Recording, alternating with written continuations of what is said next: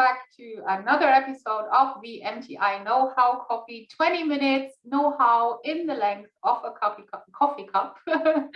I'm very happy that you're tuning back in. My guest today is Stuart Field, joining me from America. Hi, Stuart.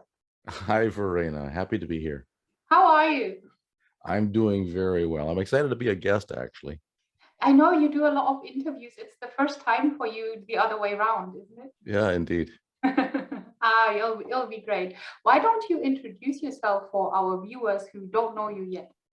Sure. I've held a lot of titles, Verena, but I look at myself as a success professional. I help others achieve the best success they can in whatever position they have, whether it be in the corporate world, the educational world, a student, or an individual that I'm coaching. But I help people work towards a greater level of success, however they define it. Mm-hmm. And to do that, I've been in corporate for decades, learning and development primarily, but the titles I've held are everything from HR manager to sales manager to executive vice president, and that's all been behind me. Now I am freelance and offering the services over the years of experience that I've gained to others to help them find their successes too. Right. And one tool that you use to bring other people to success is mastermind groups, which is also what we're talking about today. And mastermind group, to me, I have to think, it sounds to me a little bit like a secret society. I have to think of the pinky and the brain, like an evil mastermind. What is a mastermind group? It's interesting you should say that, Verena, because there are different variations and interpretations of what a mastermind might be. Mm-hmm. The term, I think, has been a little bit overused in many ways. However, it has been around since the beginning of time. Even Jesus had 12 disciples. And it is, in most of the corporate roles that I've held in private opportunities in private companies and schools, there are always teams. In fact, I have this mug in front of me from Hewlett Packard, and it has a saying on there. It's from Hewlett Packard, Poland, where it says, Wiemy więcej razem. Together we know more, right? And ultimately, that's what a mastermind is. Is you put people together into a group with a structured process of allowing each member to speak. You are tapping into the power of everyone's collective consciousness and brain power. Napoleon Hill really defined the concept. Benjamin Franklin was in a mastermind. I first heard of it through Tony Robbins and Bob Proctor. And Bob Proctor referenced this book, Think and Grow Rich by Napoleon Hill. And in that, there's a chapter on masterminding. And the mastermind, according to Napoleon Hill, can be defined as coordination of knowledge and effort in a spirit of harmony between two or more people for the attainment of a definite purpose. And behind that really is, if you put more than one person together, according to Napoleon Hill and just my experience, a third brain emerges, a third mind, if you will, or that mind can be thought of as a master mind, because it's not the one individual, it's not the second individual, but it's the two of you working together that creates a third opportunity. And when you put, I like to have a group of 6 together, you've got 6 brains working together to solve issues, to solve problems, to overcome challenges. And it's so much more powerful than just a single individual. So it's not really, a mastermind group is not a collection of some very, very, very smart people. It's basically the mastermind is what emerges from the collaboration within the group. It's the result, basically. Well, I like to look at it as, yes, they are very, very smart people, because otherwise they wouldn't be in a mastermind. Right? So ideally, you want to make a mastermind of members of peers, those that are success-oriented people that are positive, and people that are interested in their own development and the development of others. And I know that I've been in a number of masterminds over the last couple of decades. Some have not worked, and they've not worked because there wasn't a level of commitment, because there may have been some members that were negative, and that tends to weed themselves out when you have the naysayers or the negative Nellies, if you will, those that are, you know, always criticizing others. It doesn't work for the benefit of the group, and it doesn't work for the benefit of that individual. So they're smart by their choice to develop themselves. And yes, you're right. The mastermind concept is really a team coming together with a structure that allows development for all. So how do they work in detail? Because I imagine that simply coming together and just speaking about things is not necessarily like a mastermind group. No, you are correct. And interestingly enough, that the mastermind process is something that I use in corporate training programs and small group work as well. Not to the full extent of what that process is, but let me define my method of masterminding. And this is something that I learned and refined working with Jack Canfield, and he wrote the Success Principles. And in the Success Principles, of course, he devoted a chapter or more to masterminding and the concept. And I've been in his mastermind groups too. So I'm going to share a screen if you don't mind. Sure. And here we go. There's a 10-step process that works really well in masterminding. And the first part is to establish roles. And with establishing roles and clarifying what those roles are, ideally, you might do that in advance of the mastermind, so you know who's going to do what. When you come into the mastermind session, and my recommendation is that you meet twice a month for about a 90-minute session with ideally 6 members, seem to be a good balance. That way everyone gets some opportunity to speak. So establishing roles. And the role of facilitator, when it's professionally facilitated, it's a much stronger session, because you've got someone to keep the structure, to keep the timing, to ensure that everyone's included, that there's a balance of what's going on, and that people understand what this process is. So clarifying what that role is an important step. And opening with an invocation. An invocation is something that allows everyone to be fully centered. And you might find that there are people coming from all different activities into a mastermind session, or any meeting for that matter. And there's so many distractions in today's world. You've got, devices clicking in the background. You've got the people working from home. The kettle is on the stove and it's whistling. The dog is barking. The garbage truck rolls by, and all of this happens to keep people from being fully focused and present.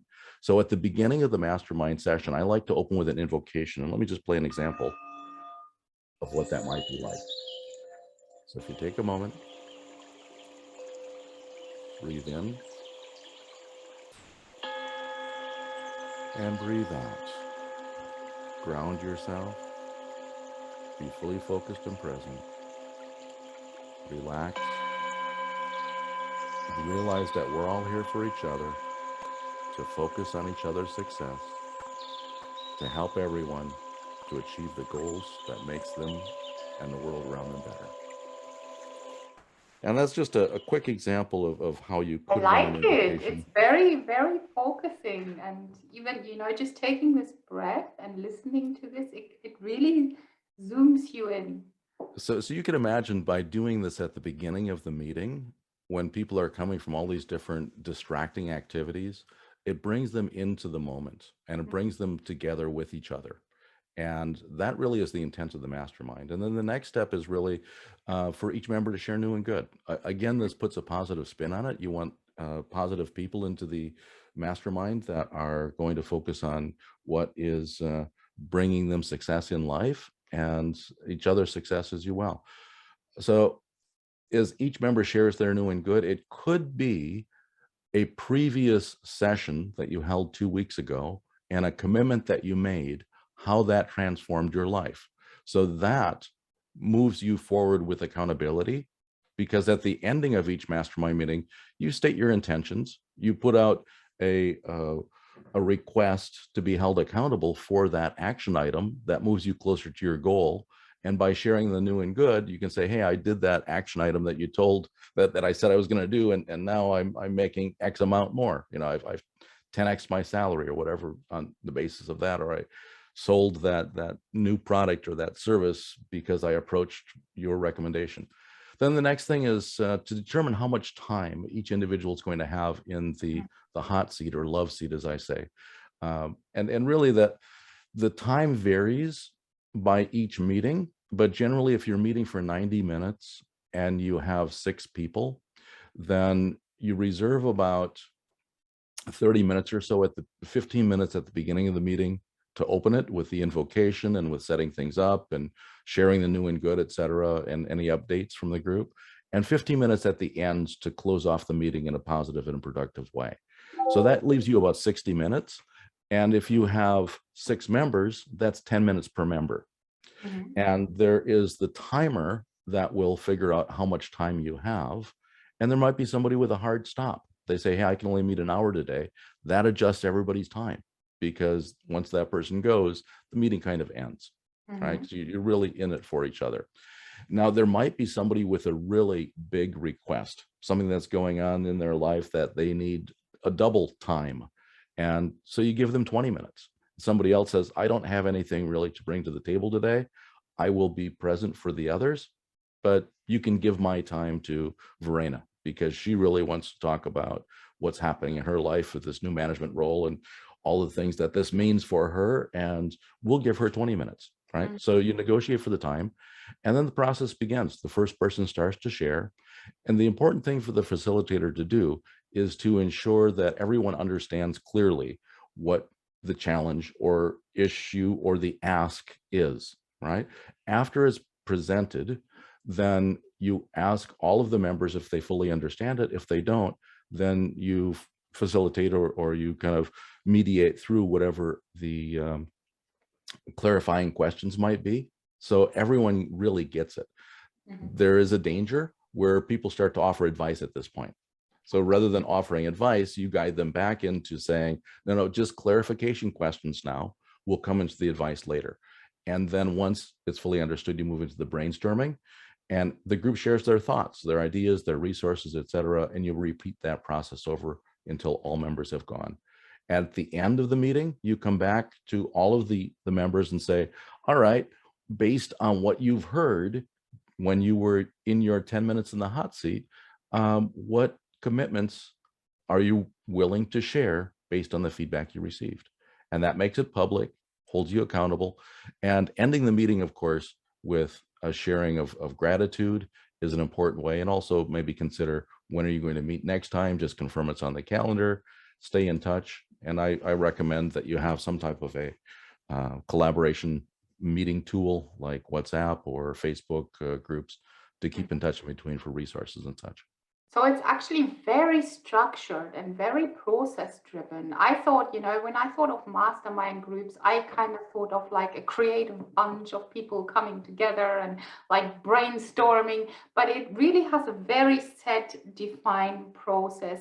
Do you think, or does that not come in the way of creativity, or is it actually facilitating creativity? I believe it facilitates creativity, because what you find in that free-flowing structure, Raina, is you've got extroverts and introverts. You've got those that will never talk and never have the opportunity to talk, but have the most valuable advice to offer because they're deeply reflective, right? So in a facilitated process where each person has a dedicated amount of time and you're strict to that process, when you are in that love seat, receiving all of the love and support and information and advice, you are really getting a maximum benefit of your time. And when you are the one giving advice and you've got a strong facilitator, the facilitator would make sure that everyone has an opportunity to share their thoughts. If you don't have that structure in place, it does become a free-for-all.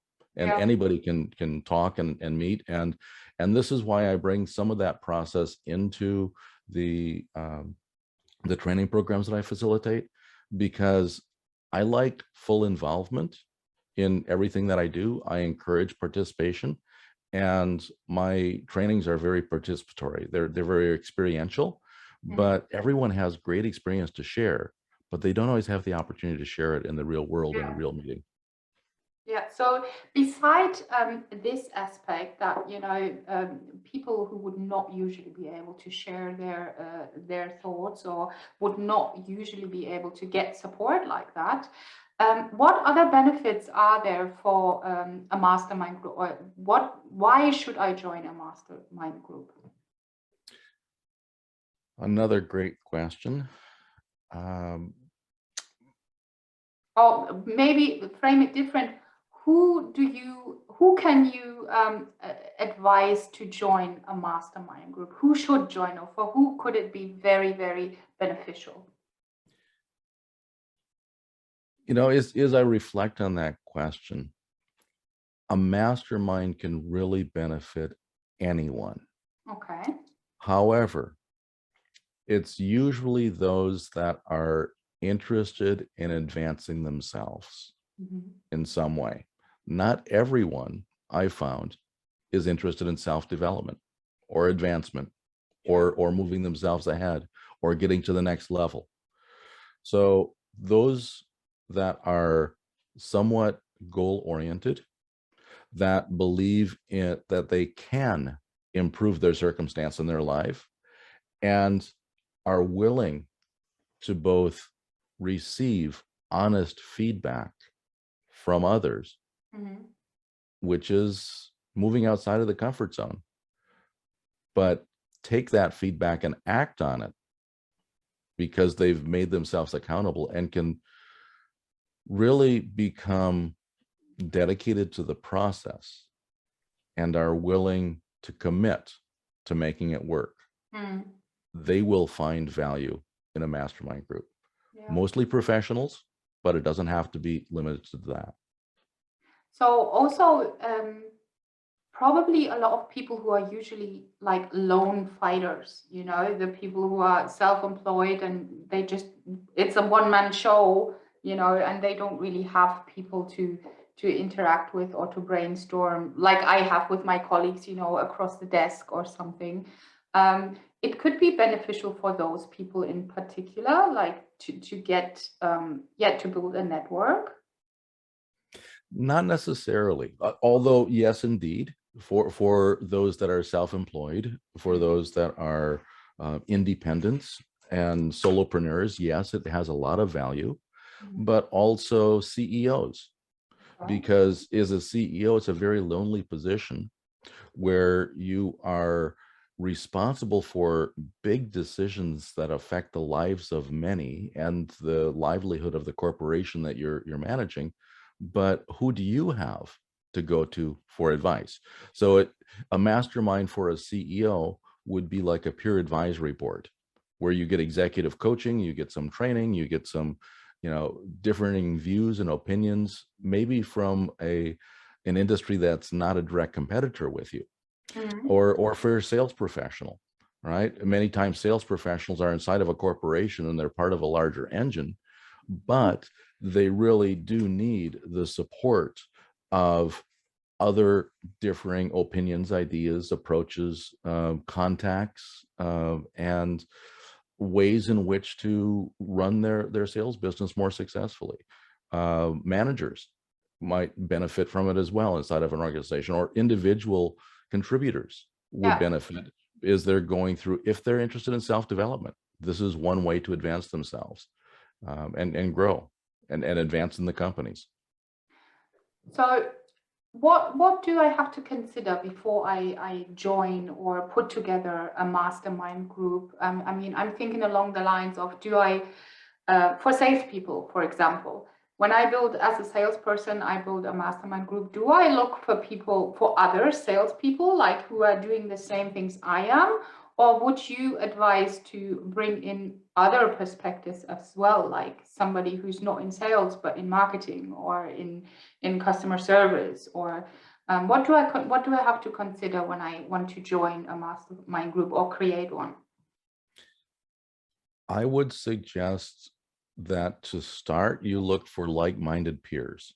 So people in the same industry, maybe not as a direct competitor, but are they doing a similar aspect of business as you, because they understand what you're doing a little bit better. However, I belong to a global mastermind, and we have everyone in that group from realtors to CEOs and financial advisors, right? And that is a good group as well. That is also a very diverse group, and that diversity brings a particular strength to that group. I've belonged to, and I am in a mastermind group with coaches and consultants that are those solopreneurs primarily, because we've got similar issues as solopreneurs. But the diversity adds value to the group as long as you are strongly facilitated and have a good structure and can stay to that structure. You can bring value out of that. And the peer networks where you're with other salespeople, as you had mentioned, and you're all at that same level, brings value too. Okay, great. And how do I form a group, or how do I find a group? I mean, how can I, if I say I want to join a mastermind group, is there a database? Can I just go and find them somehow, or do I just create my own? And if yes, how do I find people to join? Well, if you were to get on the internet and Google masterminding, I'm sure you'd find plenty of resources to join groups. And many times the professional development experts have their own following, and within their following, they're offering their services, and they form masterminds. That's how I found it with the Jack Canfield group.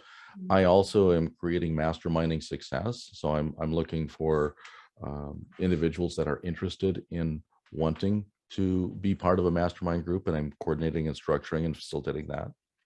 You can also look around for those that you admire. If you've got, if you're thinking about approaching somebody for a mentorship, and they're at a level higher than you, doing what you would like to ultimately be doing, you can offer them the opportunity of facilitating a mastermind group and structuring and putting it together, and just find 5 other individuals like that.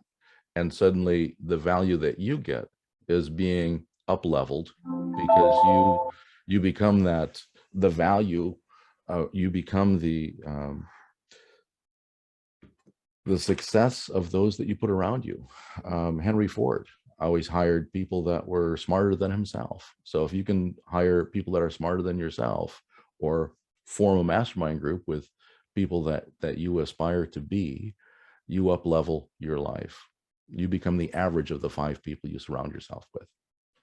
True, I've read that before, and I know that you offer this. You offer professional masterminding support as well. Like if people are interested and say, Stuart, I want to create a mastermind group, you would help them and work with them. And what is your support then? How do you support people with masterminding success? I would provide the initial coaching, help people understand what a mastermind is, lead them into the process of forming the group, bonding with each other, strictly adhere to the process, provide that professional level of facilitation that makes the group successful. And there's a lot of time, effort, and experience that goes into that. But there's a combination of executive coaching, there is professional and life coaching, as well as facilitation and administrative elements that go into it as well. You're structuring, you're communicating, you're forming, you're outlining, you're calendaring, and on top of that, you're running the sessions. Yeah. And all of that has a particular value, and it's worth the investment. Great. I'm very sad to say that we're already at the end, But if you're interested in joining a mastermind group or creating a mastermind group or simply learning more about how a mastermind group works and what benefits it could bring you, then feel free to contact us. You'll see our contact details here at the bottom in the info box. And yeah, we'll make contact with Stuart Field, who I think will be more than happy to guide you through the process and support you with your mastermind group. Awesome. Thank you very much, Stuart. Thank you so much. I appreciate this opportunity, and to everyone that has the opportunity to listen, be well, do good work, and stay in touch. Appreciate you all. Thank you. Bye-bye. Thanks. Bye.